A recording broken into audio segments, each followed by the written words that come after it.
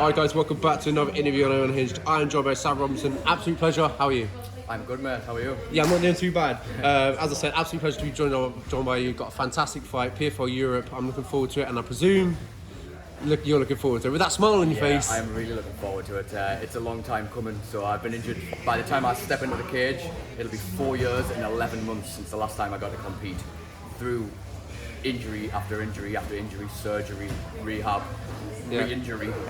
So yeah, it's a long time coming. Yeah, we'll definitely get into that. I want to know more, obviously, about what you did about your time away. So, firstly, I want to talk about, obviously, finding out the fantastic facilities in Newcastle Fight Centre. Talk to me how you got involved here, and obviously, how you got involved. Yeah, so I've trained with Pete for around 10 years now. I think I'm like, at this point, he's probably his oldest student, which is really strange saying, because in my head I'm still the up-and-comer and the young guy, but so I started training 11 years ago in a small little mining village called Hill, and there wasn't much MMA, you know, it was a bunch of tough guys in a room punching each other kind of thing. And after a little while, my coach kind of thought he taught me all he could teach, which wasn't a great deal. He taught me everything he knew, and he knew of Pete Irvin. He took me to Newcastle, and I kind of slide in the professional session one day.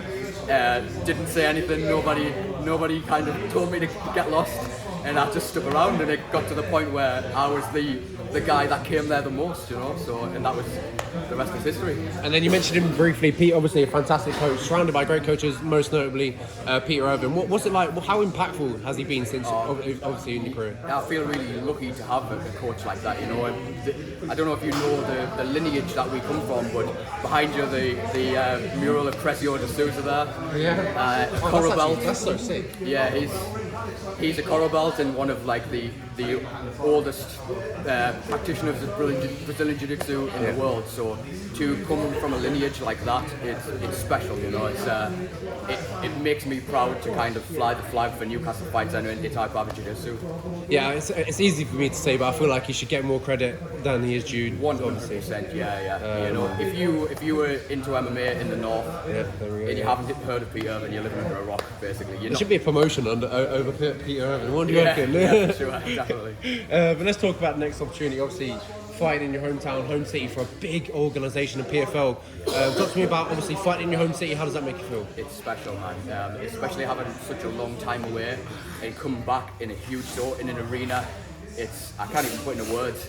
You know, it stirs up emotions within me that I couldn't even put into words. But amazing. And then let's talk about your opponent, Lewis Lee Scott. A very tough, very young, very skilled, highly touted, and young striker. Yeah. Talk to me what you know about him and what you expect on fight day. I know he comes from a Thai boxing background, so I've watched a little bit of footage on him, but I'm trying not to concern myself with what he's doing and more with what I'm doing. But yeah, I think a great opponent, a great striker, a great test for me. I feel like he's in the position I was in 5 years ago. So I'm looking at him, looking back at me, and wanting what he's got, you know what I mean? Yeah, absolutely. As you talked about, Thai striker, 100%. And obviously a tough opponent for yourself. But I feel like likewise, it's a tough opponent for him. And obviously, as you talked about, with your grappling prowess, and I was watching it as I was coming in. It's looking good. Yeah, man. That's what I pride myself on. This is what our gym prides ourselves on, is like Brazilian Jiu-Jitsu, but grappling, wrestling, old school Vale Tudo style Jiu-Jitsu. So I feel like, I would like to say it's a styles fight, but it's really not, because what I've been doing for the last 5 years is working on my striking. So I'm a complete mixed martial artist. There's no ifs or buts about that. But when it comes down to the grappling, that is my world. And do you think you have a clear and obvious edge? Yeah, I think so. But if you asked him, I think he would say he had a clear and obvious edge in the striking game. So we'll see what happens. I know you said you've watched him briefly, but what have you obviously talked about? What have you taken away from the footage that you have seen of Lewis? Not a great deal, to be honest with you. He's got great kicks. Probably a little bit bigger than me, but everyone's bigger than me. I'm used to that. 10 years ago when I started training, I think the closest training partner I had was 85 kilos, and I was 62 kilos. So I'm used to that. I'm used to fighting strikers. I'm used to people being bigger than me. It's nothing new.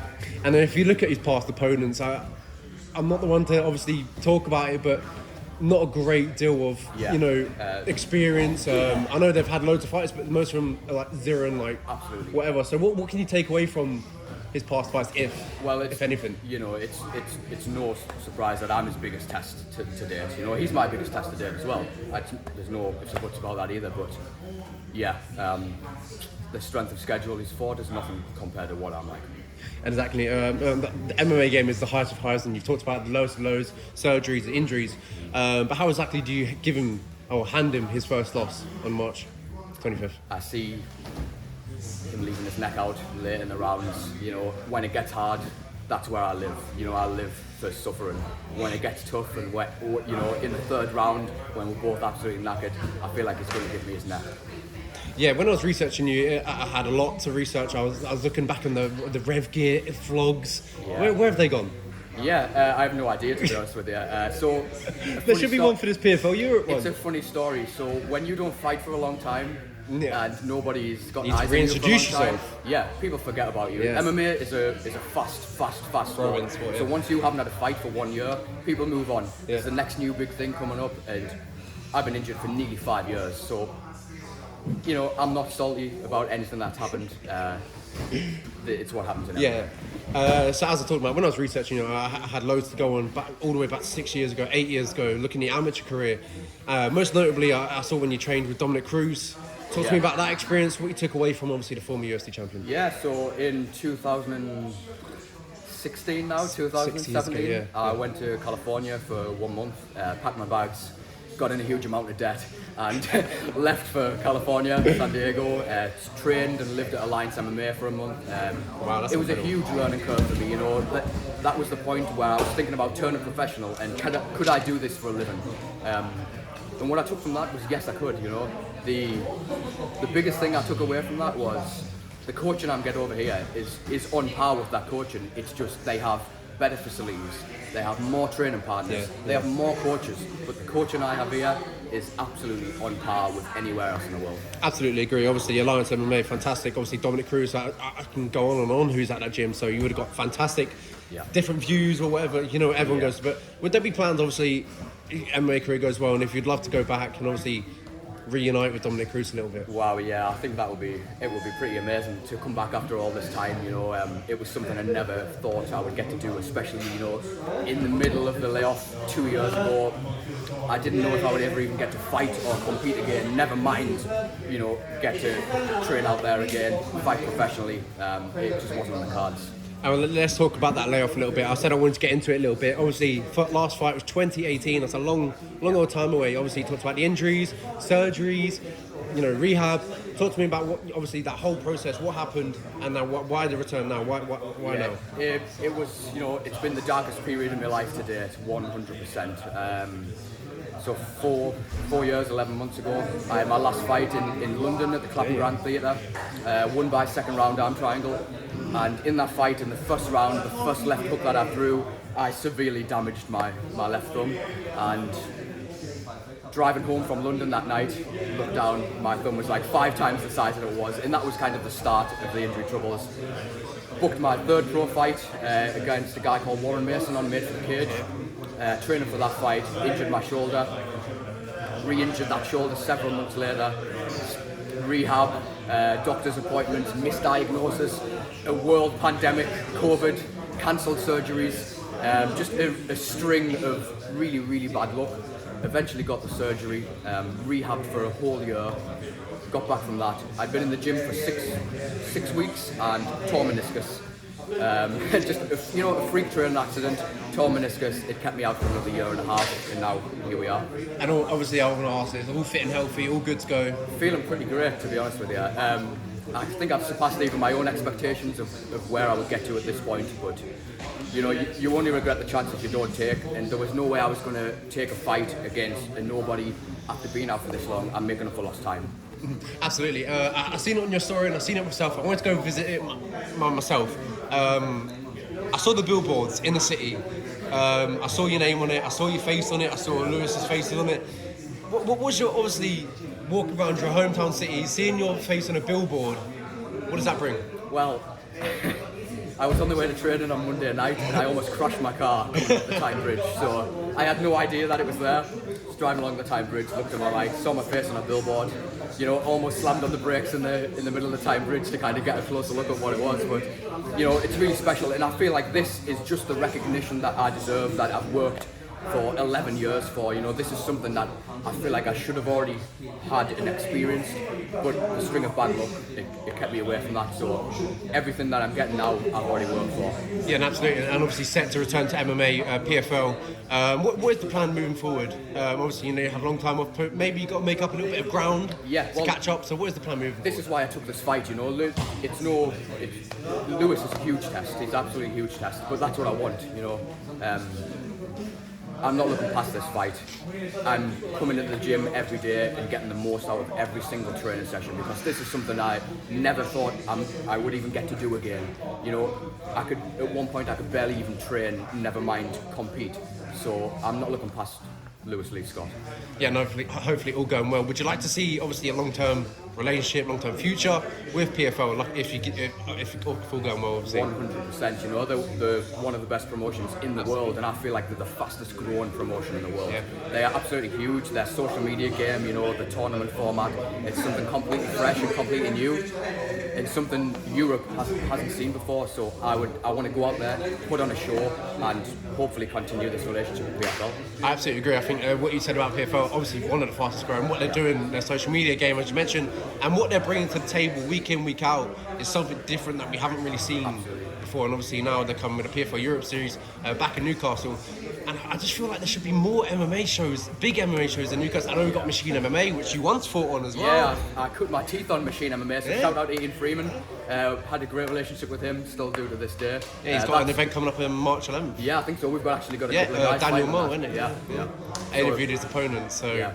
It's going to be a great fight. Obviously, Ian always puts on some great shows, so look forward to that one. But yeah, I'm just glad to see a big MMA show back in Newcastle. The last time we had like Bellator, and it was like Aaron Chalmers. But I'm not being funny, but I like Aaron Chalmers. But it's just like, come back. Like, Yeah, do you know absolutely. what I mean? You know, you have great support around here. You know, great fighting fans, and it'd just be fantastic. Obviously, great fighters as well. Yeah, you said it yourself. You know, we're huge MMA fans in the northeast. You know, they put shows on in the north, but it's not really the north. Like Manchester. You know, Manchester isn't the north. This is the north. Yes.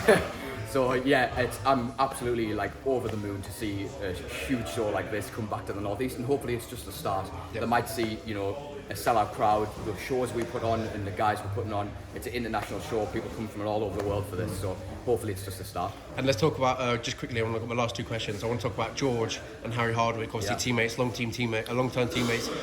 George, now Cage Warriors champion, obviously Harry on the verge. You're getting real close. If he beats his next opponent, I presume he'll get a title shot. But what's it like, obviously, training with them, how you've seen them grow up, because obviously you've been here for a very long time, and obviously now, how good are they and how are they not in the UFC yet? Well, I've trained with Harry and George for probably 10 years now. You know, when I first started training MMA, I visited Middlesbrough Fight Academy looking for small guys myself, because like I told you before, you know, the next closest guy to me was 20 kilos heavier. So yeah, trained with those guys for 10 years and saw the progression kind of from the sidelines and watched what they were doing, how they carry themselves and how they fight. You know, they must watch every time they fight. They put on a show and they come to bring it. So I'm looking forward to seeing where they go from here. And they love their body shots, don't they? Yeah, George especially. You know, like, he is a body shot machine. So yeah.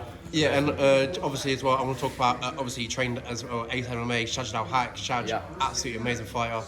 And obviously Cage Warriors flyweight champion now. So obviously, what's it like, obviously training around these guys? I know you go to different gyms to get different looks, but there's so many phenomenal fighters around here in the Northeast. So what's it like, obviously, training around here? It's amazing, you know. I feel like the Northeast especially, we have such a tight-knit group of people that we go around visiting each other. Everyone has that kind of relationship where, you can come to this gym for sparring. You know, we've got a couple of guys here. Do you need to, you need to get some rolls in with a guy your level? So I'm training with all the best guys in the Northeast on a daily basis there. Saj is, you know, an amazing fighter, and we've been training together for I think 7 years now. He's your height and weight. Yes, finally one person that is. You know, he's I think he might be an inch smaller than me. So Saj, the little guy. I talked to him on the channel as well once before. That was before his Sam Creasy fight. He put on such a fantastic performance. Obviously, the first 2 rounds were tough, and he came back with a big right, but you never can count him out because he's just got the power. So. Saj is an amazing fighter, you know. I've learned so much from him over the years. He's been in the game a long time. I think almost as long as Pete has, you know. So that kind of puts in perspective how much experience he's got and what I've learned from him over the years. Yeah, that's obviously my last question before I let you go. Geordies, they can celebrate, they can party, they can drink after the fight. What is the plans? I know maybe you're not looking into it, but I know they like to chug a beer off you. So what is the plans? How are you going to celebrate after the fight? They do. And I'm expecting a few pints bought for me, but I think long gone are the days where I would win a fight and leave the cage and neck a pint, you know. I've got a family now. Things are a lot different. So just maybe one?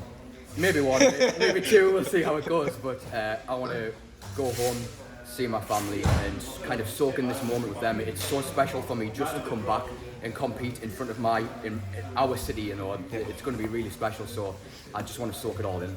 Yeah, thank you so much, Sam. An absolute pleasure. I wish you best luck on March 25th. Thank you. Fantastic show. I hope you come safe back to your family, and obviously I hope you come back with that win as well. Thank you, brother. Thank you so much. March 25th.